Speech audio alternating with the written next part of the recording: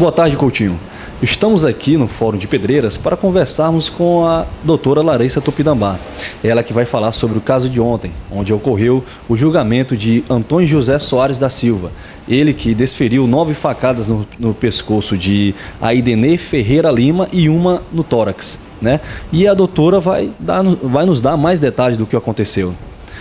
Doutora, o que a senhora pode falar a respeito do julgamento de ontem?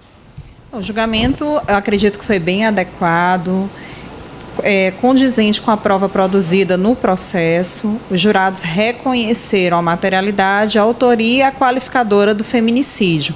Ele foi condenado, o homicídio qualificado, ele tem uma pena que varia de 12 a 30 anos.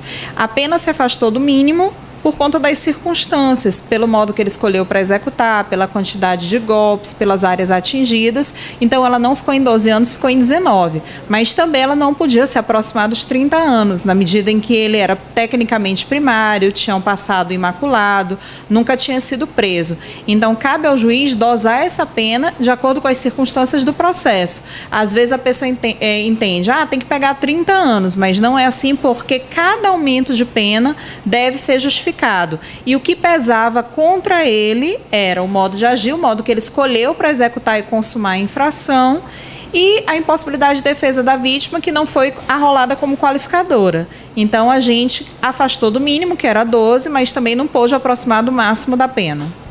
Muito interessante a senhora explicar essa questão do agravamento, né? Que é o que pode diminuir ou aumentar a pena do acusado. Eu gostaria que a senhora pudesse falar a respeito da agilidade do caso, né? Porque ele foi levado de uma forma mais rápida, digamos assim, né?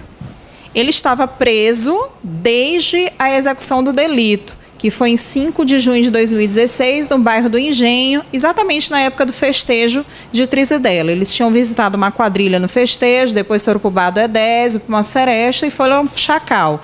Como ele estava preso, todas as testemunhas eram daqui, a gente pôde acelerar o julgamento, embora o processo de júri não seja um processo normalmente rápido, porque ele envolve 2 fases. A primeira, que leva o acusado até a decisão de pronúncia, se for o caso, e encaminha ele para julgamento em plenário. É como se tivesse uma decisão encaminhando ele para o julgamento definitivo.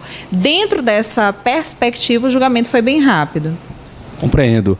O acusado, na verdade, já julgado, né? Ele teve a oportunidade de ele mesmo expressar alguma palavra, se defender, o semblante dele. Como a senhora pode analisar o acusado desta forma? A tese levantada pela defesa foi de legítima defesa, que ele fez para se defender, que a princípio ele havia sido agredido por ela, que inconformada por ele ter impedido dela ir para casa, teria pego uma peixeira na cozinha e se voltado contra ele. Mas essa versão não foi contada por ele na polícia. Pelo contrário, na polícia ele diz que ele próprio se furou e não a vítima. Então, a tese não foi acatada pelos jurados, de que ele agiu para se defender, até pela quantidade de golpes, porque ainda que tenha sido ela que deu o primeiro golpe, ele deu 10 em resposta. Então, não houve proporcionalidade, não houve moderação dos meios empregados, se fosse, de fato, uma defesa. Ele se manifesta arrependido, diz que foi uma besteira que ele fez na vida dele, que foi um fato isolado, mas, ainda que seja um fato isolado, é um fato grave que tirou a vida de alguém, que culminou com o óbito de uma mulher e que precisa, sim, ser repreendido. Olha, nós agradecemos muito pela atenção da senhora, por ter nos dado aí os detalhes do caso. E agora nós voltamos com você, Coutinho. Esse caso, antes de mais nada, aconteceu há mais de um ano, né? Está completando um ano. Foi na Vila das Palmeiras, mais um caso de feminicídio, não só aqui em Pedreiras, mas que serve de exemplo para toda a região, né? E aí agora eu volto com você para a redação. Jorge Henrique, do Fórum de Pedreiras, para o J9.